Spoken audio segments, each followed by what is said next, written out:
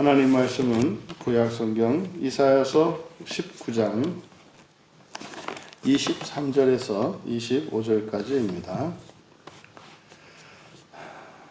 함께 읽겠습니다. 그날에 애굽에서 아수르로 통하는 대로가 있어 아수르 사람은 애굽으로 가겠고 애굽 사람은 아수르로 갈 것이며 애굽 사람이 아수르 사람과 함께 경배하리라. 그날에 이스라엘이 애굽 및 아수르와 더불어 셋이 세계 중에 복이 되리니 이는 만군의 여호와께서 복 주시며 이르시되 내 백성 애굽이여 내 손으로 지은 아수르여 나의 기업 이스라엘이여 복이 있을지어다 하실 것이니라. 아멘. 구원받고 회복된 자의 변화라는 제목으로 말씀의 은혜를 나누고자 합니다.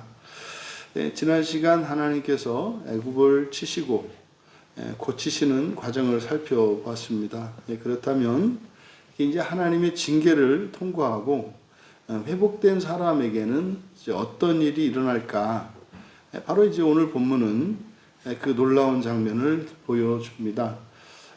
경쟁 관계였고 원수 관계였던 애굽과 아수르 그리고 이스라엘이 이제 하나가 되는 장면을 보여주고 있습니다. 그래서 심판이 지나고 이제 회복을 경험한 자에게 일어나는 여러 가지 변화 가운데 이런 관계의 변화가 일어난다는 거죠. 그래서 나만 잘 사는 것이 아니라 나만 구원받는 것이 아니라 이웃을 살리고 심지어 원수까지도 섬기는 자로 변화된다고 말씀을 합니다. 오늘 말씀을 통해서 이 시대를 살아가는 그리스도인이 이 세상 속에서 어떻게 살아가고 있는지 또 어떻게 살아가야 하는 것인지를 다시 한번 본문을 통해서 자리매김을 하고 우리들이 사실은 어떻게 살아야 하는가라고 하는 정체성에 따른 이 당위의 문제가 더 우리의 자유를 구속할 수도 있고 또 사실은 우리가 생각하는 그 이상의 초월적인 삶을 살아갈 수 있게도 합니다. 그래서 오늘 주는 이 말씀을 통해서 회복된 자에게 일어나는 그 변화에 대한 이 약속의 말씀이 우리들이 정말 우리들의 뜻대로 생각대로 또 고정관념대로 살아갈 것이 아니라 성령께서 이끄시는 대로 자유롭게 온 세상을 향하여 또 이렇게 나아갈 수 있게 되는 은혜가 있기를 바랍니다. 23절을 보십시오. 그날에 애굽에서 아수르로 통하는 대로가 있을 것이다 그래요. 대로가 있을 것이다. 그리고 아수르 사람은 애굽으로, 애굽 사람은 아수르로 들어가고, 그리고 여기 이제 우리말 성경에 이제 번역상에 좀 문제가 있는데, 애굽 사람이 맨 끝에 애굽 사람이 아수르 사람과 함께 이렇게 되어 있거든요. 그리고 경배하리라 이렇게 되어 있는데, 여기서 애굽 사람이 아수르 사람을 이렇게 되고요. 여기서 함께라고 번역한 게 이제 히브리어에 에트라는 말이 있는데 에트가 목적격 조사로도 사용이 되고 우리말의 목적격 조사에 해당하기도 하고 또 이렇게 함께라고 하는 이렇게 이제 전치사처럼 사용될 수도 있습니다. 근데 여기서는 지금 바로 앞에 22절까지 바로 치시고 고치신, 다시 말해서 회복된 이스라엘에 대한 이야기이기 때문에 그 이후로 23절에서부터 25절까지는 애굽에 일어난 변화를 말합니다. 그래서 여기서는 애굽과 아수르가 함께 이렇게 할 것이 아니라 주어는 애굽이 되고요. 그래서 애굽이 아수르를 이렇게 됩니다. 아수르를 그리고 경배하다라고 번역한 것도 좀 문제가 있습니다. 왜냐하면 여기 사용된 동사가 아바드이기 때문에 경배한다라는 것은 절한다는 말이거든요. 여기서 아바드는 섬긴다라는 뜻이에요. 그래서 애굽 사람이 아수르 사람을과 함께가 아니라 목적격 조사로 아수르를 섬길 것이다. 그러니까 지금 23절에서는 변화된, 다시 말해 구원받은, 그러니까 회복되고 심판을 통해서 징계를 받고 그리고 이제 고침을 받아서 회복된 애굽에게 일어나는 세 가지 변화를 이야기를 하거든요. 그래서 첫 번째 변화가 대로예요. 대로를 만들 것이다. 그래서 애굽에서 아수르로 통하는 대로. 여기서 이게 무슨 뜻입니까? 이거는 바로 모든 장벽과 이런 장애 그리고 국경이 사라질 것을 말하는 겁니다. 아수르와 이 애굽이라고 하는 것은 계속적인 앙숙 관계였죠. 그래서 끊임없는 적대적인 관계였기 때문에 먹히든지 아니면은 정복하든지 정복당하든지 뭐 이런 관계였던 거죠. 그런데 이 대로가 놓일 것이다라고 하는 이 대로의 의미는 바로 두 나라 사이에 이런 장애가 사라질 것을 말하는 겁니다.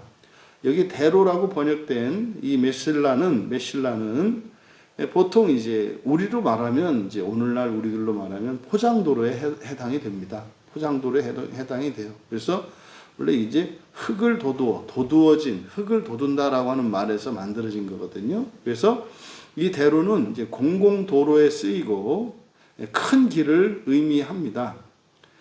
그래서 근데 또 이 단어가 사사기 5장 20절에 보면은 별들의 길, 하늘길, 그러니까 별들은 천사에 대한 은유거든요. 그래서 천사들의 길로도 번역이 됩니다. 그래서 이 대로 하나님께서 예수님께서 이 땅에 하늘에서 내려오셨잖아요. 그때 하늘과 이 땅 사이에 길을 내시잖아요. 바로 그 길에 해당하는 것이 여기에 사용된 메실라입니다. 그러니까 단순히 이것은 이 세상의 그 적대적인 관계에 있던 애굽과 아수르 사이의 경계가 사라지고 평화를 누리게 된 것만을 의미하는 게 아니라 이 메실라를 사용함으로써 그것은 영적인 세계에 있어서도 이렇게 통합되는 그런 의미를 내포하고 있다. 두 번째 변화는 바로 이제 애굽이 아수르로, 아수르가 애굽으로 이렇게 서로가 들어가는 거죠. 그러니까 이것은 뭐겠습니까? 이제 적대감과 적대 관계의 해소입니다. 우리 마음속에 있는 예를 들어서 경계가 사라졌다 하더라도 우리의 마음속에 적대감이 있게 되면 서로 교통하거나 소통을 하지 않죠. 그런데 바로 들어가고 또 서로가 들어갈 것이다 라고 하는 이 표현은 바로 뭡니까? 이제 서로 간의 관계가 이제 회복되는 것을 의미합니다. 그리고 세 번째 변화는 이건 더 놀라운 변화죠. 번역을 바로 잡았던 애굽이 아수르를 섬길 것이다. 여러분, 애굽은 정복하는 나라였죠. 어디를 이렇게 섬기는 나라가 아닙니다. 다른 나라들을 정복해서 다른 나라로 하여금 애굽을 섬기게 하는 강대국이었단 말이에요. 근데 강대국인 애굽이 회복되고 나니 어떻게 변한다는 겁니까? 섬기는 나라로 변화된다는 거예요. 그러니까 이 세 가지가 바로 회복된 자, 오늘날 우리들에게로 말한다면 구원받은 자들에게 일어나는 변화인 것입니다. 그래서 이렇게 구원을 받게 되면은 이런 변화들이 일어나요. 이렇게 해야 구원받은 겁니다가 아니라 반드시 이런 변화는 결과적으로 열매 맺게 될 거라는 거예요. 그래서 대로를 만들어 이런 장벽들을 허물게 되고 그리고 이런 적대감을 없애고 서로 교제하고 왕래하고 교통하고 친구 삼는 일들이 일어날 것이고 심지어 더 나아가서 낮은 자리에서 섬기게 된다는 겁니다. 그러니까 구원받은 사람들에게 일어나는 변화는 끊임없는 장벽들이 무너지고 끊임없는 관계가 확장이 되어지고 끊임없이 낮아지고 오히려 다른 이들을 섬기게 되는 변화가 일어난다는 거죠. 그러면 구원은 과거적 시제와 현재적 시제와 미래의 시제라고 하는 세 시제가 있잖아요. 그러면 오늘을 기준으로 했을 때 어제보다 더 우리에게 장벽들이 사라졌을 것이고 관계가 확장될 것이고 더 낮아졌을 겁니다. 앞으로는 더 그렇게 되겠죠. 그래서 바로 이 세 가지 변화를 통해서 우리의 삶 속에 끊임없는 구원의 진전이 일어나고 있는가 하는 것을 객관적으로 명확한 기준에 따라서 판단할 수 있다는 겁니다. 이어 24절은 아주 충격적이라고 할 수 있습니다. 그날에 여기도 이제 우리말 번역을 따르면 그날에 이스라엘이 애굽 및 아수르와 더불어 셋이 이렇게 되어 있거든요. 이때 셋은 셋이 아니고요. 서수를 쓰고 있습니다. 셋째예요, 셋째. 그래서 24절은 그날에 이스라엘이, 여기는 이제 이스라엘이 주어입니다. 이스라엘이 애굽과 아수르에게 셋째가 될 것이다 이렇게 돼요. 이스라엘이 애굽과 아수르에게 셋째가 될 것이며 그 땅 가운데서 복이 될 것이다. 이제 애굽 이야기에서 이제 이스라엘 이야기로 관점을 돌립니다. 이스라엘은 늘 먼저 자신들이 선민이라고 하는 선민의식을 가지고 있었습니다. 그거는 이제 애굽에게 있었던 일과 다르지 않다는 거예요. 애굽도 세계 최강대국이니까 다른 약한 나라들을 정복하고 그들을 피지배 민족으로 삼아서 그들로 하여금 섬기게 했단 말이에요. 이게 이제 왕이라고 하는 강대국이 가지는 선민의식이죠. 그러니까 이스라엘을 여기에 이제 비추는 겁니다. 이스라엘이 왜 멸망했는가? 이스라엘이라고 하는 나라는 선택받은 민족이요, 구원받은 민족이기 때문에 애굽에게 앞에서 23절에서 이야기했던 구원받은 사람, 구원받은 민족에게 일어나는 그 변화가 있어야 되는데 이스라엘이 그러지 않았기 때문에 멸망당했다는 것을 설명해 주는 거예요. 그래서 24절도 이제 바로 애굽에게 일어난 일들이 이제 이스라엘에게도 일어날 것을 얘기하는 건데 셋째가 된다 합니다. 그런데 어떻게 한다? 그 땅 가운데에서 복이 될 것이라는 거죠. 근데 사실상 모든 민족 가운데에서 민족으로서 가장 먼저 하나님의 선택을 받고 구원받은 민족은 이스라엘이잖아요. 그런데 그들이 셋 중에서 마지막, 다시 말해서 맨 나중에 된다는 거예요. 이것은 예수님의 말씀과 일치하죠. 먼저 된 자가 나중되고 나중된 자가 먼저 된다고 하신 사실은 천국의 역설입니다. 큰 자가 작은 자가 되고 작은 자가 커지는 이 천국의 역설. 여러분, 이스라엘은 이제 강대국 틈바구니에 낀 어떤 샌드위치 정도가 아니라, 그러니까 역사적으로 이스라엘은 가운데 껴가지고 계속 주변 국가로부터 공격을 당하는 그런 위치에 있었잖아요. 근데 이걸 지금 역발상입니다. 원래 그렇다는 거예요. 원래 선택받은 민족은, 구원받은 민족은 원래가 어떻게 해요? 가장 작은 자와 같이, 가장 말자와 같이, 하지만 그들 중간에서 복의 통로가 된다는 겁니다. 그러니까요, 이 세상에서, 이 세상에 구원받은 자들이 존재하는 이유, 그것은 뭐예요? 가장 낮은 자가 되어 오히려 복을 나누어 주는 것이 구원받은 자들의 사명이고 운명이라고 하는 것을 가르쳐 줍니다. 그러니까 이거는 마치 예수님께서 십자가에 달리실 때 두 강도 사이에 가운데 계셨던 것과 같은 위치를 나타냅니다. 그래서 바로 우리들도 정말 예수님을 믿었고 구원을 받았기 때문에 우리는 세상에 사는 사람보다 높아지기보다는 낮아질 것이고요. 하지만 그러함에도 우리는 낮아짐으로써 하나님의 복을 하나님의 복으로 세상을 섬길 수 있게 된다는 사실을 기억하시기 바랍니다. 이어 마지막 이제 25절에서 이제 마침내 이스라엘, 애굽, 아수르라고 하는 이런 나라의 경계, 이것이 이제 사라지고 하나님의 나라로 하나로 통합되는 것을 보여줍니다. 그래서 만군의 여호와께서 직접 복을 선포하셔요. 그리고 지금 애굽에 대한, 아수르에 대한, 이스라엘에 대한 하나님이 부르시는 이 호칭을 정말 그 가슴 벅차시는 하나님의 마음을 느낄 수 있기를 바랍니다. 만군의 여호와께서 복을 주시며 말씀해요. 애굽을 뭐라고 합니까? 내 백성이다 그래요. 이건 이스라엘에게만 썼던 호칭이죠. 내 백성 애굽이여. 이제 하나님의 심판을 받고 징계를 받아서 치료를 받고 회복된 이제 하나님께로 돌아온 애굽이 하나님의 백성이 되었습니다. 그리고 아수르에 대한 평가도 나의 손으로 지은, 주권을 말하는 거죠. 나의 소유라는 뜻이에요.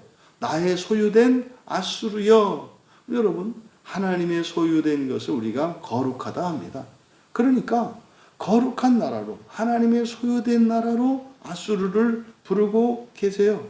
그러니까 아수르도 하나님 주권 안에 있는, 하나님 언약 안에 있는 나라인 것을 말씀합니다. 그리고 마지막으로 나의 기업 이스라엘이여. 바로 여기서 기업이라고 하는 것은 바로 앞에서 셋째가 된 기업이죠. 셋째가 된 이스라엘이죠. 그러니까 이 지상에서 하나님의 기업은 세상을 섬기도록 되어 있습니다. 그러니까 사명적인 사명을 가지는 것이 기업이 되는 거죠. 그러니까 우리가 부활하여 하나님 나라에서는 통치하게 될 것입니다만은 부활 이전의 이 세상에서는 오히려 종이 되어 섬기는 것이 하나님의 기업인 것을 기억하시기 바랍니다. 그러니까요, 살아서 섬기는 만큼 여러분이 땅을 가지시게 될 겁니다. 살아서 여러분이 장벽을 허무는 것만큼 여러분들의 기업이 확장될 것입니다. 그러니까 이 놀라운 말씀, 바로 하나님의 구원에는 종말론적으로는 차별이 없다는 거예요. 차별이 없다는 거예요. 그럼에도 불구하고 첫째, 둘째, 셋째가 있잖아요. 그러니까 이 세상에서는 말째가 있습니다. 셋째. 근데 부활한 그 하나님 나라에서는 뭐가 있어요? 첫째가 있습니다. 그러니까 우리가 죽어서는 첫째요, 살아서는 말째가 되는 그런 인생을 살아가는 것이 구원받은, 그리고 하나님의 기업으로 살아가는 백성들인 것을 기억하시기 바랍니다. 복은 세 나라가 함께 받습니다. 그런데 한 나라를 통하여 그 모든 복이 모든 나라에 흘러갑니다. 그런데 복을 흘려보내는 그 나라는 기업으로서 가장 작은 자, 가장 낮은 자가 되는 것임을 기억하시기 바랍니다. 사랑하시는 여러분, 우리는 하나님의 징계도 받았고 심판도 받았습니다. 사실은 예수 그리스도 안에서, 예수 그리스도의 십자가에서 우리가 함께 받았죠. 하지만 여전히 그 징계라고 하는 이것은 벌로서 받는 징계는 더 이상 없습니다. 왜냐하면 그리스도께서 다 받으셨기 때문에. 하지만 우리들의 존재론적인 죄와 허물로 인하여 스스로 그런 징계를 자초하는 일들이 있습니다. 그런데 반드시 하나님께서는 때리시고 싸매시고 고치시는 하나님이시라는 것을 우리는 이미 다 경험을 했습니다. 그러면 그때마다, 이렇게 회복될 때마다 우리에게는 반드시 이런 변화가 일어났을 것이라는 거죠. 그런데 그것은요, 계속되어야 한다는 겁니다. 우리가 이 세상을 살아가는 동안 마음의 대로를 만드는 그 일에 중단이 되지 않기를 바랍니다.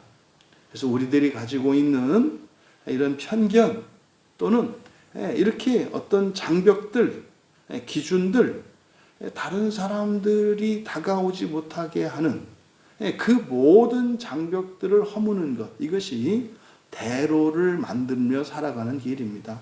그래서 하나님의 회복시켜 주시는 그 은혜로 우리의 대로가 하나님 나라에 이르는 시온의 대로에 이르기까지 중단이 없기를 주님의 이름으로 축원합니다. 두 번째로는 이렇게 섬기는 자가 되기를 바랍니다. 섬기는 자가 되는 것은 그것은 어떤 힘이 없는 부끄러운 것이거나 열등감을 가지는 참아야 되는 그것이 아니라 하나님 나라의 기업을 유업으로 받는 이들에게는 그것이 영광스러운 길임을 기억하시기 바랍니다.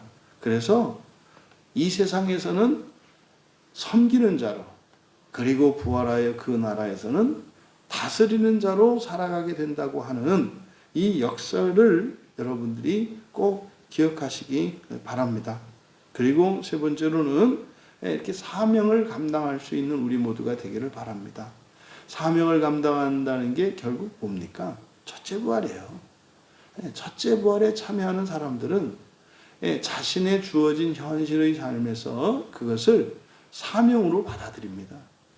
여기서는 섬기는 그 사명이 죽어서는 여러분들이 첫째 부활로 그 창조 사역을 하는 것임을 기억하셔서 정말 평화를 만드는 피스메이커로 그런 섬김의 자리에서 살아가는 그것을 기쁘게 사명으로 감당할 수 있기를 주님의 이름으로 축원합니다. 기도하겠습니다.